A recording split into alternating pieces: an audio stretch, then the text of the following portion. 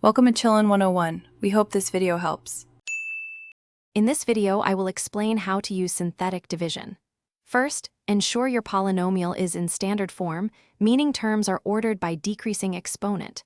If any powers are missing, use a 0 as a placeholder for that term.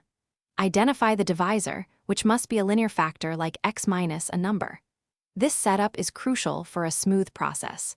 We'll walk through an example together, making it easy to understand. Now let's set up our problem. Draw an upside-down division symbol.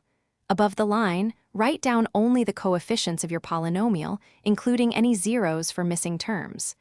To the left, outside the symbol, write the value from your divisor. For example, if your divisor is x minus 3, you'll use positive 3. This arrangement prepares you for the calculation steps. With the setup complete, let's perform the division.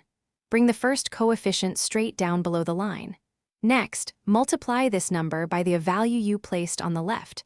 Write that product under the second coefficient. Now, add the numbers in that column. Repeat this multiply and add process for all remaining columns. Each step builds on the last, guiding you to the final result.